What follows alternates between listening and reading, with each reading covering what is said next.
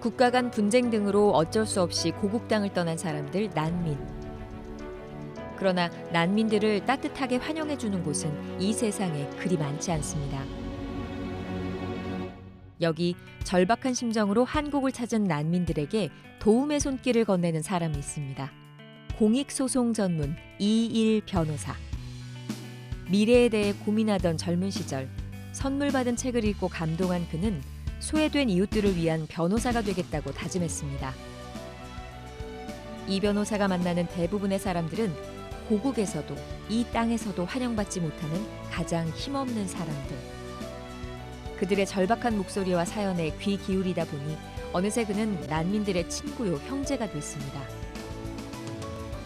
난민의 모습으로 한국을 찾는 작은 예수를 섬기기 위해 오늘도 현장을 달려가는 이일 변호사. 그의 이야기를 들어봅니다.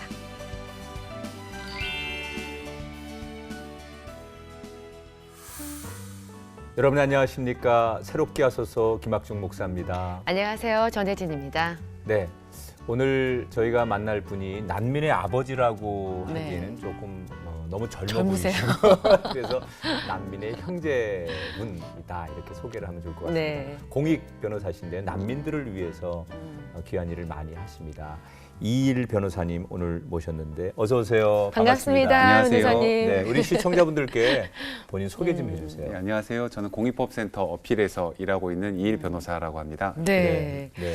근데 보통 변호사분들도 전문 분야가 있더라고요. 뭐 네. 부동산, 그렇지. 상소, 네. 또 뭐 교통사고, 네. 이혼 전문 부동산 이혼 변호사 전문. 되더라고요. 네, 네. 이혼 전문 변호사 있죠. 네. 네, 맞습니다. 근데 이 변호사님은 공익 변호사 타이틀을 갖고 계시잖아요. 네. 주로 어떤 일을 하시나요? 그러니까 공익 변호사라는 호칭이 사실 아직 네. 익숙하지는 않습니다. 네, 옛날에 7, 80년대에는 인권 변호사라는 네, 네. 이제 표현들이 있었던 것 같고요. 그게 이제 90년대 지나가면서 좀 커다란 틀의 민주화가 좀 달성된 이후에는 민주화가 달성된 것으면 다 끝난 줄 알았는데 알고 보니까 여성은 그대로 차별받고 있었고 장애인은 그대로 차별받고 있었고 이주민 차별받고 있었고 이런 거에 대한 인식들이 새롭게 생겼던 것 같고요.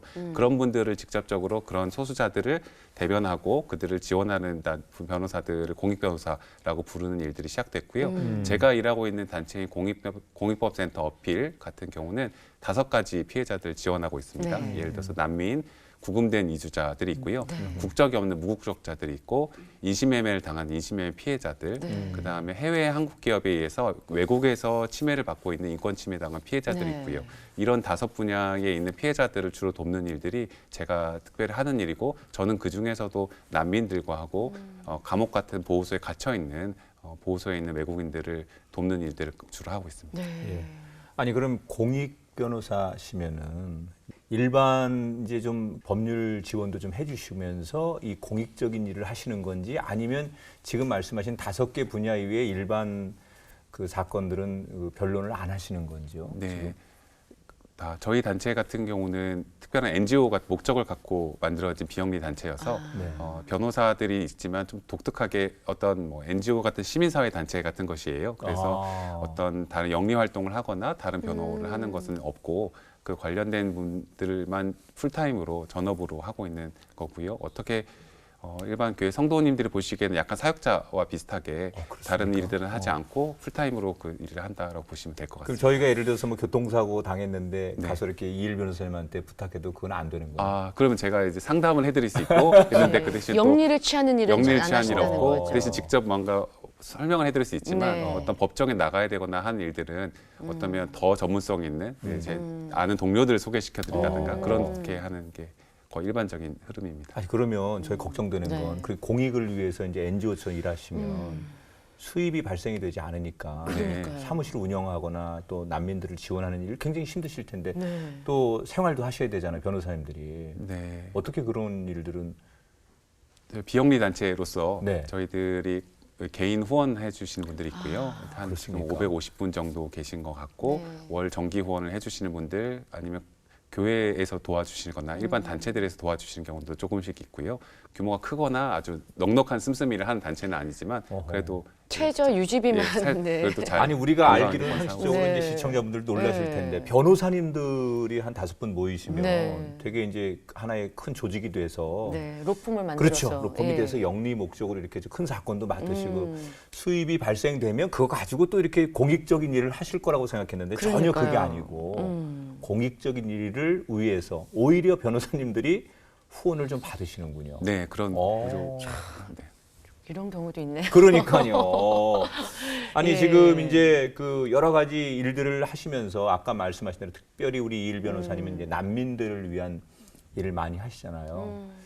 최근에 아주 기억에 남는 그런 사건이 있었죠, 변호사님한테. 네. 그 아마 새롭게 하소서 예전에 김동문 선교사님 나오셨을 때도 네, 언급하셨던 사건일 네. 수 있을 것 같은데요. 네.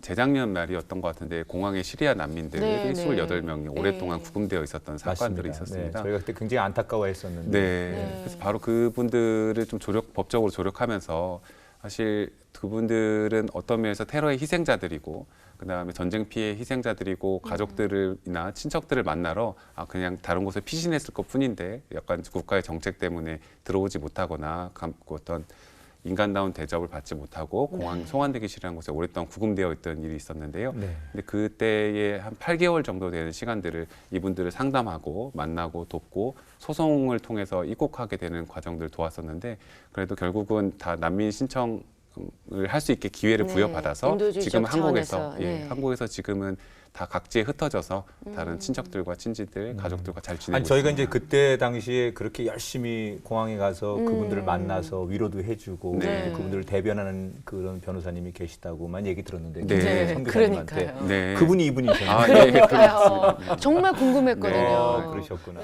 이렇게 오늘 저희들도 참 그 변호사님은 익숙한데 공익 변호사 네. 그리고 영리를 목적으로 하지 않고 비영리를 가지고 변호사님이 한다 그러니까 좀 당황스럽긴 해요. 지금 저희가 네. 이거 어렵게 공부해가지고. 어떻게 받아들여야 되나? 네. 아니 그리고 서울대학교 나오시고 그러니까요. 네, 너무 이제 훌륭하신 분인데 이분이 도대체 어떤 분일까? 네. 너무 이 대본 받아보고 궁금해가지고 막 자료도 찾고 그랬는데 한때는 네. 우리 변호사님이 선교사가 되려고 하는 꿈을 꾸신 적도 있다 야. 이런 얘기를 들었습니다. 네.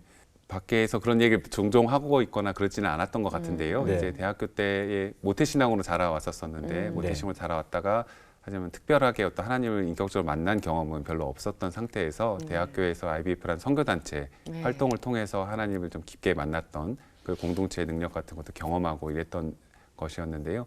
그 활동을 하다 보니까 온 세상 그리고 온 백성들을 향한 하나님의 선교 계획 같은 것도 더 알게 되었던 것 같고 네. 몇 차례 단기 선교 여행 다녀오게 되면서 그러면 하나님이 어떤 전업 해외 선교사로서의 부르심이 제 부르심이 아닌가라는 것을 몇 가지 여쭤보고 누구나 했어야 되는 과정이라 생각됐는데 네. 그런 걸 구체적으로 기도하는 과정에 뭐 가족들에게도 몇 번 이야기하거나 이랬던 적이 있었던 것 같은데 그 당시에 부모님은 많이 당황하셨고 무슨 해외 선교사냐라고 해서 매우 아들이 좀 다른 꿈을 품을까봐 좀 많이 염려하고 걱정하셨던 적도 부모님이 있었던 것 믿음이 같습니다. 있음에도 불구하고. 믿음이 있음에도 불구하고 네.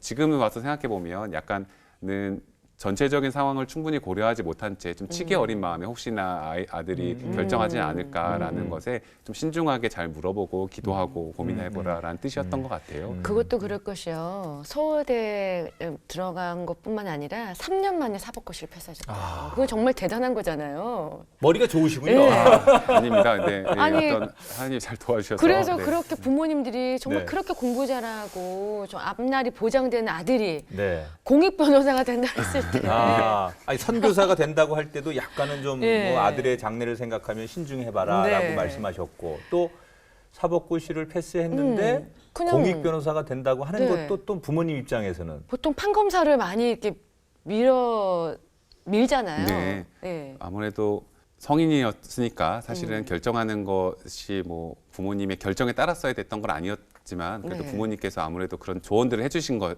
있었겠죠. 네, 예를 들어서 너의 뭐 좋은 뜻은 알겠지만 가능하면 차라리 법원에 갔다가 네. 이력이라도 나 경험이라도 그게 한국 사회에서는 네. 그걸 갔다 왔다라는 것만 네, 하더라도 네. 어마어마한 경험과 자산이 되니까 네. 그렇게 하면 어떻겠니라고 지원도 해주시고 그런 제안들도 해주셨지만 하고 싶은 일을 지금 시작하지 않으면 나중에 어디 갔다가 나중에 새롭게 시작해야지 이런 결심은 너무나 어렵다는 이야기들을 많이 듣고 제가 그런 이야기들을 부모님께 잘 피력하니까 부모님들도 또 수긍해 주시고 잘 받아주셔서 기쁘게 시작했습니다. 아니 말씀은 지금 이렇게 하셨는데 아주 네, 그냥 저희 부모님 다시 여기 모셔오면 네, 부모님들이 네, 부모님 하실 모셔오면, 말씀이 네. 많을 것 같아요. 아니 저 공익 변호사를 해야 되겠다라고 이렇게 마음을 먹으신 어떤 계기가 있었을 것 같아요. 네, 아무래도 신앙적인 동기가 사실 컸던 것 같고요. 이제 지금 좀 하나님께서 원하시는 일들이 뭘까 플러스 또 저에게 소명적인 차원에서 저를 좀 불러주신 일이 뭘까를 좀 고민하다가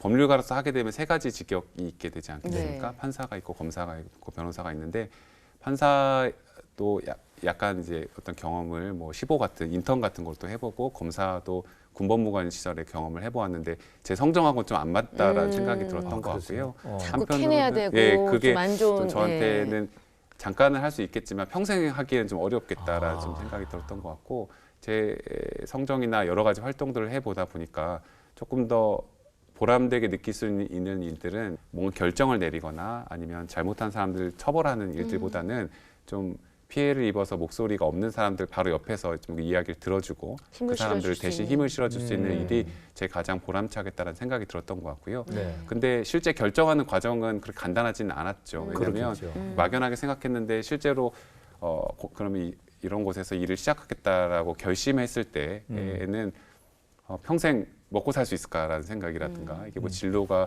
완전히 탄탄대로 보장되었다거나 아니면 수입이 안정적으로 되어 있다거나 그런 건 전혀 아니었기 때문에 네네.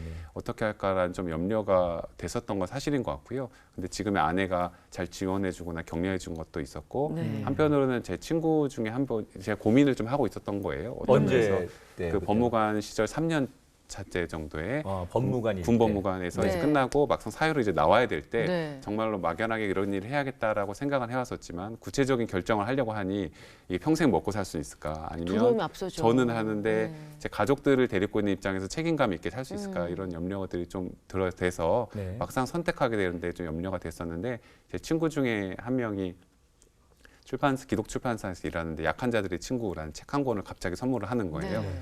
고민하고 있는데 불쑥 책을 들이미는데 이게 뭘까 하고 읽다 보니까 이분의 책이 미국에서 어떤 인신매매 피해자들의 공동체를 이루고 같이 살아가는 사람들의 이야기였던 거거든요. 근데 그걸 보면 피해자들 멀리서 보거나 좀 돕고 말하는 것은 어떤 면에서 좀 더 쉬울 수 있는데 네. 이 사람들과 같이 사는 것은 뭐 가시 같은 이분들 상처들도 직접 네. 마주대야 되고 훨씬 더 힘든 일이었던 것 같은데 오히려 그 책에서는 약한 자들의 친구가 되셨던 예수님의 모습을 그리면서 이렇게 됐을 때에 일어나고 있는 놀라운 기적 같은 일들 많이 설명을 했었던 것 같아요. 네. 근데 그 책을 갑자기 보면서 제가 약간 머리를 얻어맞은 것 같은 경험을 하면서 하나님이 원래 제가 생각했던 삶으로서의 좀 부르심을 주시고 계신데 약간 경제적인 염려 아니면 미래에 완전하게 그 누구에게도 완전하게 보장될 수 없는 어떤 탄탄한 이런 삶들을 약간 헷갈려서 어떻게 할까 고민하고 있었는데 그런 걸 고민하지 않고 선택할 수 있게 그 친구를 통해서 좀 다시 결단할 수 있게 해주셨던 것 같고요. 근데 막상 일을 시작하고 나니까 제가 뭔가 평생 다 어떤 경제적으로 책임질 수 있을까라는 것 같은 염려들은 다 사라졌고 어느새 내가 그런 생각을 왜 했지 할 정도로 지금 아주 보람차게 지내고 있습니다. 그러니까 그 친구분이 자리를 책 한 권에 네. 확실히 그러니까요. 가지셨군요. 좋은 친구를 두는 게 참 중요하다는 생각을 하는 것 같습니다. 네. 이제 난민을 위한 이제 일을 많이 하시잖아요. 그러면 기억에 남는 분들이 많이 계실 것 같고 본인에게 또 다른 감동으로 또 때로는 가슴 아픔으로 네. 다가오신 분들이 많이 계실 것 같은데 구체적으로 그런 분들 좀 사례 좀 소개해 주시죠. 어떤 분들의 만남이 난민들을 통계나 아니면 어떤 언론에서 나오는 어떤 유럽발 난민 보도와 같은 현상으로 보는 것보다는 사람들의 이야기와 우리하고 똑같은 사람들의 이야기로 보는 게 제일 좋은 것 같다고 생각하는데요. 네. 서남아시아 쪽에서 오셨던 이제 무함마드라는 가명인데요. 네. 무함마드라는 분은 가족인데 아무래도 이분들 이야기를 먼저 하게 되면 시청자분들께서도 난민들이 이런 분들이구나 이렇게 네, 한국에 네. 오시는구나 네. 이해하기 좀 더 예. 좋겠다고 생각이 들었어요. 특히 무함마드는 그 나라에서의 목회자셨어요. 목회자셨고 그런데 기도 모임이나 이런 활동들을 열심히 하시다 보니까 무슬림들이 어떤 개종하게 된 일들이 생긴 거예요. 어떤 회심을 하거나 기적적인 어떤 치유 경험들을 통해서. 근데 그러다 보니까 그 지역에 있는 이슬람 종교 지도자들 중에 일부가 이분들은 이슬람에 반하는 일을 네. 활동을 했던 사람이고 그러니까 이 사람 처단해야 된다라는 형태의 어떤 종교적인 칙령을 발령하기도 했고 그 다음에 사람들을 시켜서 그 나라에는 신성모독죄라고 하는 것이 있어서 네. 알라 이름을 거짓으로 고하거나 뭐 이런 것에 대해서 곧장 형사처벌하는 조항들이 있는데 네. 이분들이 알라이를 모욕되겠다라고 이 목사님에 대해서 갑자기 이야기를 해서 고소를 해서 체포영장 같은 게 떨어져서 네. 경찰들이 갑자기 체포를 하러 찾아온 거죠. 집으로 찾아오는 과정에서 이분이 다행히 집에 안 계셔서 체포는 면했지만 도무지 이제 이곳에 있으면 분명히 부당하게 네. 체포를 받거나 신변 보장이 안 안 된다는 것을 네. 확인하게 되다 보니까 임신 상태였던 이제 아내 그리고 딸을 데리고 다른 나라로 급히 피신을 했어요. 네. 다른 나라로 피신했다가 이제 많은 난민들이 그런 경우들이 있는데 다른 또 제3국 더 좋은 나라로 가려고 이제 준비를 하고 있었어요. 근데 여권들이 이제 외국에 일단 급히 피신하다 보면 좀 시간이 지나면 여권이 만료되거나 하는데 네. 정부가 자기를 잡으려 하는 마당에 마치 탈북자들이 북한의 공간에 갈 수 없는 것처럼 그렇죠. 네, 그렇죠. 당연히 대사관에 가서 여권 연장이 안 연장해서 되죠. 이런 걸 할 예. 수 없다 보니까 네. 난민들은 부득이하게 위조 여권을 갖고 있게 되거나 이런 네. 경우들이 생기거든요. 네. 어쩔 수 없는 경우. 이분들이 그 위조 여권을 갖고 다른 어떤 제3국으로 최종적인 예. 목적지 그 나라에서도 그 지역 교회에서 어떻게 도와주겠다라는 준비를 다 하고 있는 상태에서 가려고 가는 와중에 인천공항을 경유해서 가게 된 거예요. 네. 인천공항을 경유했는데 경유하는 과정에서 그 여권에 위조 문제가 있다는 게 여권에, 발견됐고 그러다 보니까 송환대기실에서 갑자기 직원들이나 사람들이 파키스탄으로 돌려보내줘야 된다라고 해서 이분들을 강제로 끌어내거나 하니까 아이는 울부짖고 엄마는 임신한 상태고 이런 상태에서 어떻게 저희들하고 연락이 닿았었던 적이 있었던 것 같고요. 네. 근데 그분들이 정말 이제 모든 게 잘 풀려서 성공적으로 입국하게 됐고 이제 그 이후에는 난민 인정도 매우 어렵지만 한국에서는 네. 받아서 결국은 한국에서 체류하고 살 수 있도록 됐던 것 같아요. 그럼 제3국을 안 가도 제3국으로 안 가도 할 수 있도록 경유하다가 됐던 그렇게 예. 만난 네. 케이스네요. 뭐 그분들 개인에게는 또 하나님이 어떤 인도가 있어서 한국까지 오게 하셨는지 우리가 알 수는 없지만 전혀 예상하지 못했던 과정에서 한 번도 생각해 보지 못한 한국이란 나라에 갑자기 끌려가게 됐던 에서의 어떤 경험들에 대해서 많이 생각이 나게 되고 왜 갑자기 이렇게 뭉클해지죠 마음이? 그러네. 예, 그런 정말. 그런 예. 도움을 하나님이 주셨던 경우들도 있었던 것 같고요. 또 어떤 내전 지역에 대해서도 요즘 난민들이 관심이 많으시니까요. 네. 저희들 또 모아타즈라고 하는 또 아이가 한 명 있는데요. 아이. 중학생이에요. 사실 부모님을 그 본국에서 둘 다 잃었어요. 네. 예를 들어서 어머니는 물건을 사러 가시다가 아침에 먹을 걸 사러 가시다가 폭탄이 떨어지니까 떨어지는 폭탄을 피해서 달아나시다 보니까 그때 서로 막 무장단체들끼리 총격하는 와중에 갑자기 누가 튀어나오니까 총을 쏴서 죽여서 어머니가 돌아가셨다는 소식을 들었고 그래서 아버지랑 겨우 힘겹게 살고 있다가 아버지도 어느 날 저녁에 택시 운전을 하셨는데 택시 운전하시고 돌아오시다가 갑자기 아버지가 먹고 싶은 게 뭐가 있냐 이렇게 연락을 했는데 아버지 뭐 얘기를 하고 기다리고 있는데 아무리 기다려도 아버지가 오시지 않고 네. 다른 사람들한테 연락이 와서 보니까 아버지도 총격을 맞아서 돌아가셨다 아. 이런 이야기를 듣게 되고 그러다 그런 상태에서 친척집을 전전하면서 이렇게 하기 때문에 그 눈칫밥을 먹고 전쟁터에서 눈칫밥을 먹으면서 친척집에 전전한다는 게 얼마나 어렵겠어요. 네. 또 그렇게 살다 보니까 이 아이는 너무 눈칫밥을 먹기 힘드니 노숙하거나 길거리에 나는 경우도 있었고 그러다 보니까 그 나라 정부군에서 노숙하거나 나앉는 경우들에 대해서는 갑자기 아이들에게 접근해서 내가 돈 얼마를 줄 테니 어디 가서 폭탄을 던지고 하면 어떻겠니 이렇게 해서 제안을 하거나 그랬는데 자기 친구들이 그런 일들을 하다가 폭탄을 던지다가 실제로 죽거나 이런 네. 경우도 너무나 많이 발견했었는데 그런 아이가 너무 힘들게 있다가 아주 오랜 전에 한국에 가서 연락이 잘 안 됐던 형이 사실 친형이 있었어요. 네. 그 친형이 어떻게 여권이나 이런 것도 구해줘서 혼자서 비행기를 타고 한국까지 오게 됐던 네. 사례가 있었어요. 그래서 그 아이는 한 번은 저희가 물어봤어요.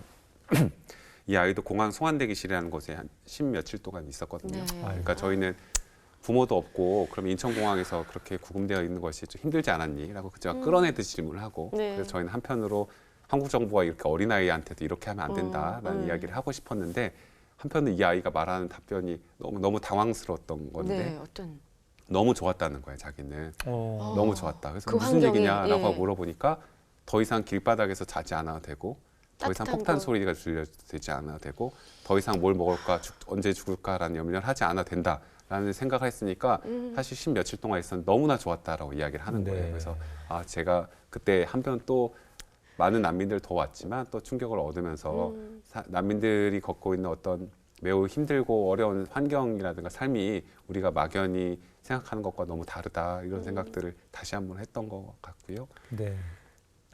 예. 그러면 지금 우리 모아티 타즈는 들어와서 형을 만나서 잘 정착하고 있는 거죠. 예, 지금은 또 모아타즈 또 형을 만나서 지금 난민 심사 결과를 기다리고 있고요. 사실 아마 이 방송 끝나고 이 근처에서 오늘 결과가 나온 날이라서 이제 저가 또 같이 가서 수령을 하러 갈 텐데 좋은 결과 나왔으면 좋겠고. 예. 근데 특히 난민 위한 재판은 쉽게 승소할 수 없다고 들었거든요. 저희가 아는 상식으로는 그럴 네. 것 같은데요. 승소 확률이 굉장히 낮다고 들었는데 어느 정도 되나요? 네, 그러니까 한국에서 난민 인정률이라고 먼저 표현을 네. 하는데요.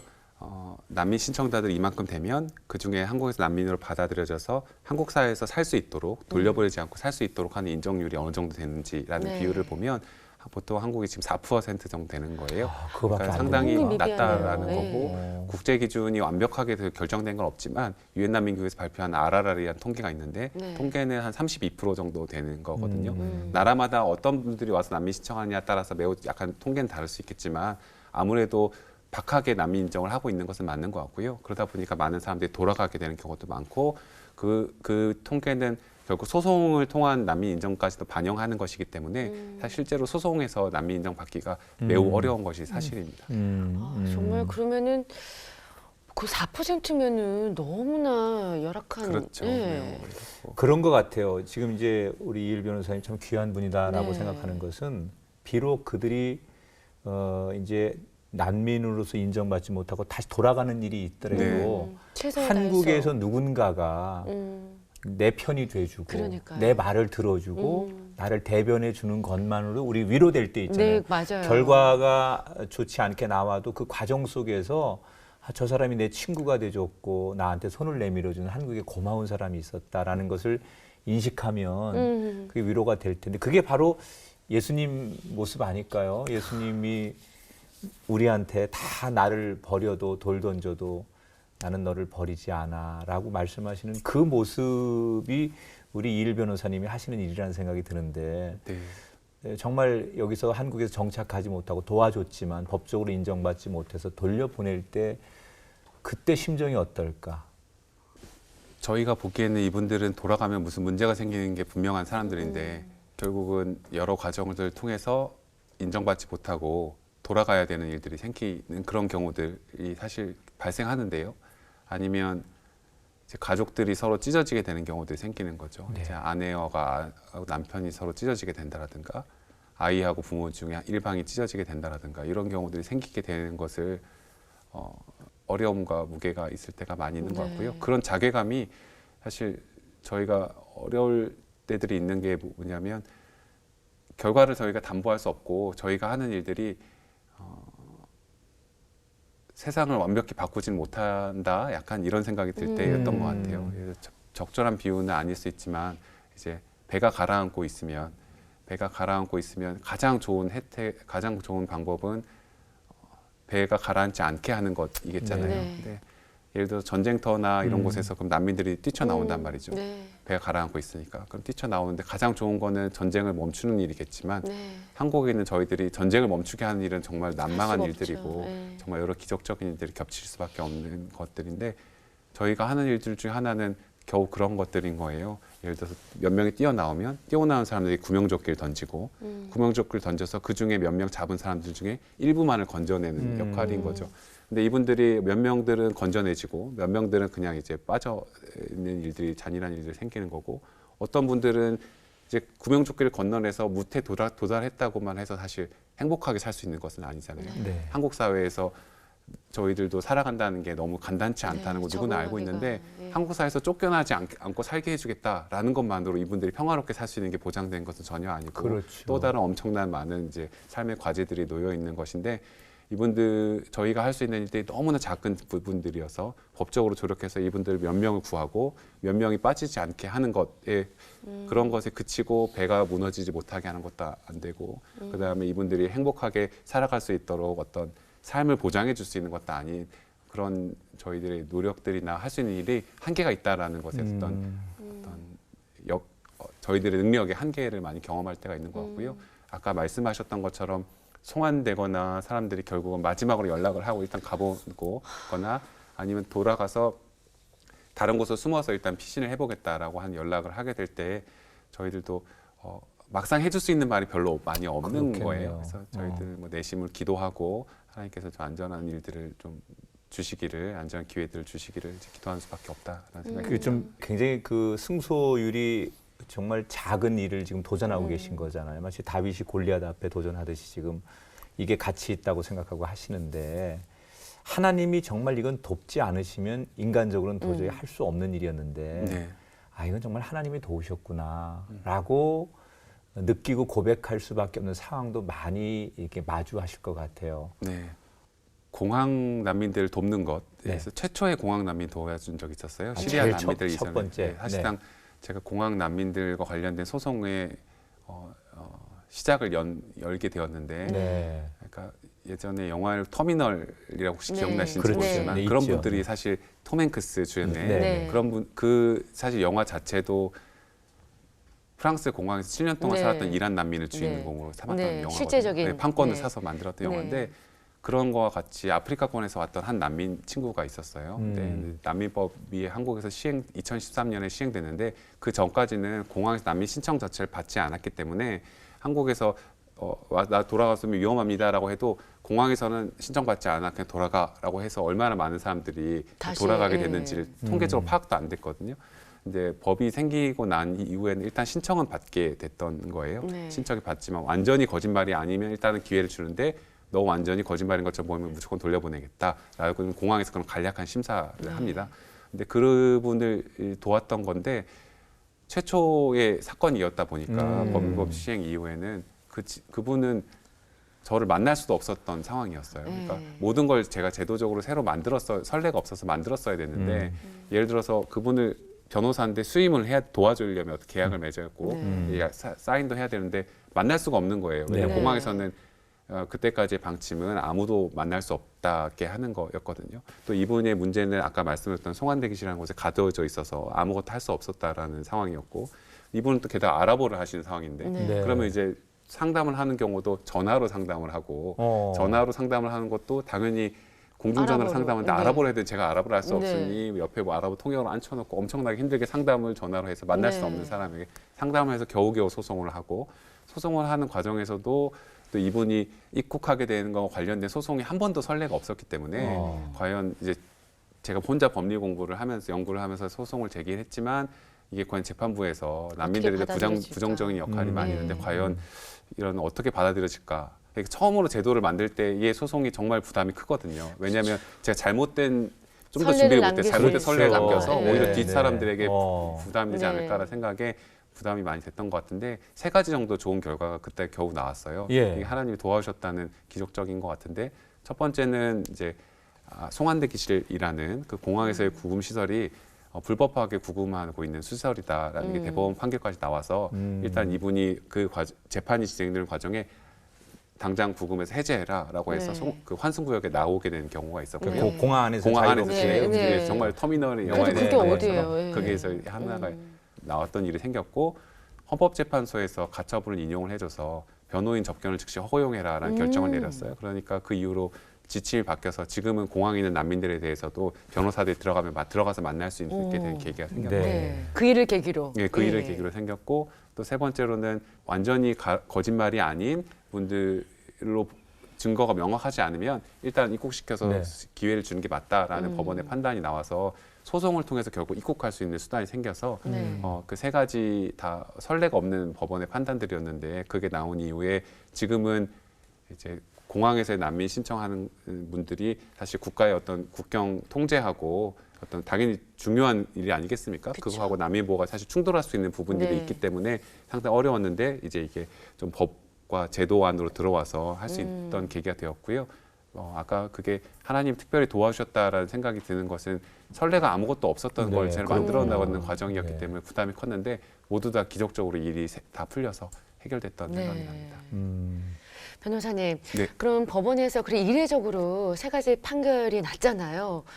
그 판결을 받았을 때 어떤 생각이 드셨어요?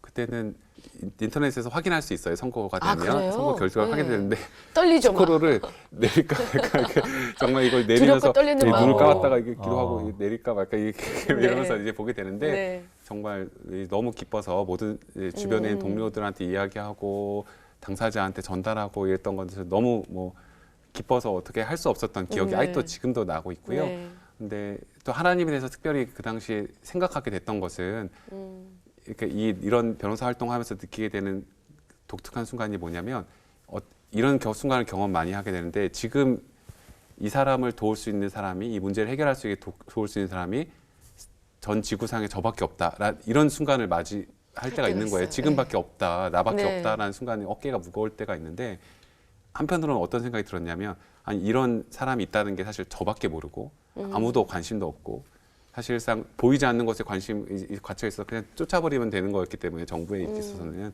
아무도 보이지 않는 사람이었는데 하나님이 이 사람에게 관심을 갖고 이 약자의 목소리를 듣고 계셨다라는 거에 좀 그런 분이셨구나. 그래서 나를 붙이셨다. 네, 나는 네. 어떤 통로적인 역할이 돼서 이분들을 도울 수 있도록 하나님이 그러니까 이분의 목소리를 듣고 계셨구나라는 것들을 새로 경험했던 그런 순간이 있었습니다. 네.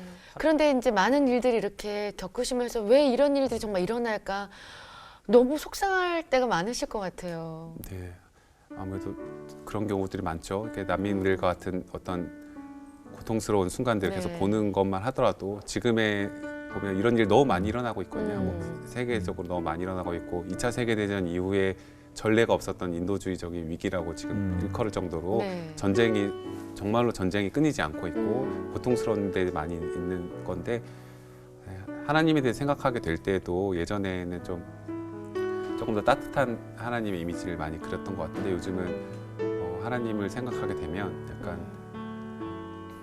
하나님이 얼마나 수많은 고통을 끌어안고 계신가라는 생각들을 하게 되는 거예요.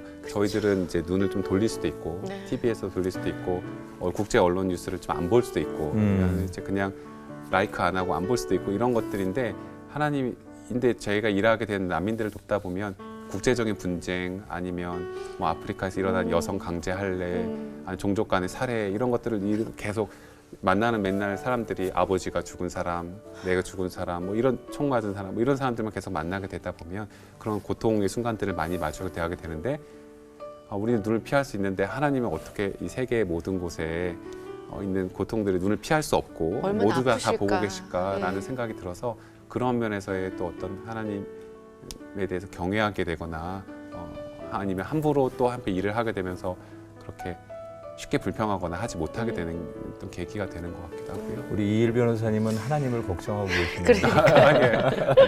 아유, 전 목사인 저도 아유. 그 믿음을 못 따라가는 그러니까요. 것 같아서 송구하네요. 하나님을 걱정하시는 얼마나 마음 아프실까 그걸 걱정하고 계신데 아까 우리 이일 변호사님의 얘기 가운데 제일 마음에 계속 제가 울리는 것 중에 네. 하나가 저는 성경이 그렇죠, 맞지. 판사가 되어서 검사가 되어서 누군가의 죄를 묻고 판단하는 이런 것보다는 네, 돕는 약한 자 편에 서서 그냥 옆에 있고 도와주는 게 제 성정에 맞아서 이런 일을 선택했습니다. 그게 계속 제 가슴에 남아 있어요. 참 우리 변호사님 뵈면서 네. 머리가 이렇게 좀 숙여집니다. 아니, 아닙니다. 저는 네. 너무 멋있다는 생각이 들어요. 맞아요. 사실 마음은 있어도 네. 행함으로 이어지기가 쉽지 않잖아요. 많은 것을 내려놓고. 그래 여러 가지의 그런 뭐 느낌들 지금 아까 표현한 대로 다소 설레도 많이 없고 참 어려운 일을 향해 도전하셨지만 네. 하나님께서 이 일을 위해서 꼭 우리 이 변호사님에게 네. 또 달란트도 주시고 법을 공부하게 하시고 또 이곳에 지금 있게 하신 것 같다는 생각이 듭니다. 그래서 맞아요. 더더욱 저희가 기도해 드려야겠구나라고 생각하고 무엇보다 도우시는 하나님께서 순간순간 우리 이 변호사님과 함께 하셔서 정말 하나님의 은혜로 네. 이렇게 됩니다라는 고백들이 앞으로 더 많아졌으면 좋겠습니다. 그러니까요. 마지막으로 계획과 또 기도의 제목들 좀 나누시면 저희도 함께 축복하고 싶습니다. 네. 정서적으로나 영적으로나 네. 지치지 않는 거에 대해서 하나님 큰 은혜를 주셨으면 하는 기도 제목이 있어요. 아무래도 이제 제가 일하게 된 게 5년 정도로 돼가고 있는데 아무래도 가장 힘들고 좀 고통받고 저희가 생각하기에는 최고의 피해자라고 하는 분들을 계속해서 만나다 보니까 심각한 피해자들을 만나다 보니 그분들의 상처나 어려운 짐들을 계속해서 매일 대하고 또 그분들의 문제도 사실상 깔끔하게 해결할 수 있는 방안이 눈앞에 펼쳐져 있으면 참 좋은데 별로 해결할 수는 없는데 계속해서 상담을 하고 계속해서 문제를 듣고 하다 보면 아무래도 너무나 정서적으로도 소진되고 처음에는 사람들 다 환영하고 정부가 환영하지 않아도 아니면 우리들은 당신들을 환대하고 당신들이 이렇게 함께 머물 수 있는 공간이 있다라는 것을 사실은 기독교적인 정신으로 이렇게 보여주고자 하고자 했던 일들인데 막상 일을 하다 보면 이제 고갈되는 순간에서 이들을 마음으로 받아들이지 못하고 이분들이 하나의 더 사건, 하나의 더 짐처럼 느껴지거나 일이 부담으로 되게 될 때 이때 내가 지금 일을 쉬어야 되는 순간이구나라는 생각들이 올 때가 있는 것 같더라고요. 근데 그럴 때에 하나님이 좀 특별히 은혜를 주셔서 지치지 않고 사람들을 환대할 수 있는 어떤 그런 능력들을 더 많이 주셨으면 좋겠다라는 생각이 첫 번째 기도 제목이 되는 것 같고요. 두 번째 기도 제목은 저희 공익법센터 어필이 애드보키츠라는 말을 써요. 변호사를 할 때 로이어도 있고 애드보키츠도 있는데 그걸 사실 선택하게 됐던 이유가 뭐냐면 애드보카트라는 라틴어가 보이사 성령님에서 할 때도 같은 목적으로 쓰이는데 대신 목소리를 내주는 사람인 거잖아요. 근데 그러니까 변호사의 어떤 참된 창조됐을 때의 최초의 어떤 모습, 하나님이 생각하셨을 때 최초의 모습은 지금은 변호사의 목적이 자본주의 사회에서 약간 오염된 모습이 있지만 가장 본래의 원뜻은 대신 목소리를 내주는 사람인 거거든요. 근데 어떤 사람들이 아무도 문화적으로 다르고 언어도 할 수도 없고 정말 아무런 컴플리트리 완전한 목소리가 없는 사람들에게 대신 목소리를 내준 사람들이 되자라는 차원에서 저희가 어드보케이츠라는 것을 차용해서 공익범센터 어필을 만들었는데 저희가 목소리를 실제로 내고 대신해서 목소리를 내주는 걸 통해서 좋은 결과들이 한국 사회에 좀 많이 있으면 좋겠다라는 생각들이 들고요. 이런 이야기들도 해요. 난민들 아니고 또 다른 힘든 사람도 많은데 왜 난민들 돕냐 이런 것도 많이 묻거든요. 근데 어떻게 생각하면 난민들이 모든 피해자들을 다 수렴하고 있는 것은 아니고 또 다 힘든 분들도 많아요. 근데 저희가 생각하기에는 이미 난민들 중에는 여성도 있고 난민들 중에 장애인도 있고 난민들 중에 아동도 있고 모든 피해자들이 갖고 있는데 그에 더해 있기 때문에 가장 취약한 피해자 계층이라 생각하는 거고요. 도와줄 사람이 없잖아요. 도와줄 사람이 없는 무엇보다도. 정말로 없는 사람들인 거고 저희가 믿기로는 한국 사회가 지금 그런 걸 많이 그런 시기를 딱 지금 지나고 있다고 생각되는데 사회가 더 건강해지고 정의로워지게 되는 이제 발판과 방법은 더 힘 있는 사람들이 대우받거나 더 가진 사람들이 대우받는 게 아니라 그 나라 그 사회가 얼마나 건강한지 정의로운지에 가장 좋은 척도는 가장 취약한 사람이 어떻게 대우받고 있는지라는 거라거든요. 그러니까 사실은 한국 사회에서 그랬던 건데 아무런 자격이 없어 보이는 사람들 예를 들어서 뭔가 권위가 있고 뭔가 자격증이 있고 이런 사람들이 아니라 마치 부담과 짐으로 온 것 같은 난민들, 아무런 자격을 받을 수 있는 게 자격이 없는 것 같은 사람들이 어떠한 권리를 얻고 어떠한 인권적인 보장을 받으면서 살아가는지가 사실상 한국 사회가 어느 정도로 건강한 사회고 정의로운 사회인지를 보여주는 이제 기틀이라고 생각하는데 그러한 것들을 보여준 역할을 아까 대신 목소리를 내주는 저희 단체 역할로서 저희가 잘 감당할 수 있도록 기도해 주시면 좋겠다는 생각이 듭니다. 네. 하나님이 누군가는 이 일을 해야 되는데 이 일은 이일 변호사가 해라. 그래서 아이고 센스쟁이 목사님. 그래서 우리 이일 변호사님 오늘 이 자리에 맞아요. 나오신 것 같습니다. 예. 정말 하나님의 가슴을 시원하게 하는 그 한 사람, 꼭 필요한 사람 되시길 저희가 응원하겠습니다. 오늘 너무나 귀한 말씀과 감동을 주셔서 감사하고요. 마음이 너무 따뜻해지는 저희도 시간이었습니다. 응원하겠습니다. 네. 축복하겠습니다. 오늘 함께해 주셔서 감사합니다. 고맙습니다. 감사합니다. 네. 감사합니다. 네, 오늘 이일 변호사님과 말씀 나누면서 난민이 더 이상 나와 먼 남의 얘기가 아니라는 생각을 해봅니다. 아까 정말 하나님 마음은 얼마나 아프실까라는 생각에 더 마음이 저려오는데요. 이제 난민들은 남이 아닌 우리의 가족이고 형제 자매요 이웃입니다. 그리스도인으로서 조금 더 관심을 갖고 기도할 수 있는 우리가 되었으면 좋겠습니다. 예. 난민이라는 단어보다는 그들도 하나님 앞에 한 자녀, 또 하나님이 사랑하는 백성들이라고 하는 것을 기억했으면 좋겠습니다. 네. 그분들에게 우리가 많은 돈과 또 법적인 것 이런 것도 중요하겠지만 관심이겠죠. 그들을 바라봐주고 그들의 이야기에 귀를 기울여주는 것, 그것이 하나님이 원하시는 일이고 그들에게 할 수 있는 가장 큰 사랑이지 않을까. 그런 마음으로 이번 한 주간 꼭 필요한 사람에게 귀를 열고 마음을 여는 한 주간으로 우리 보냈으면 좋겠습니다. 네. 새롭게 하셔서 오늘 여기서 인사드리고요. 다음 시간 다시 찾아뵙겠습니다. 고맙습니다.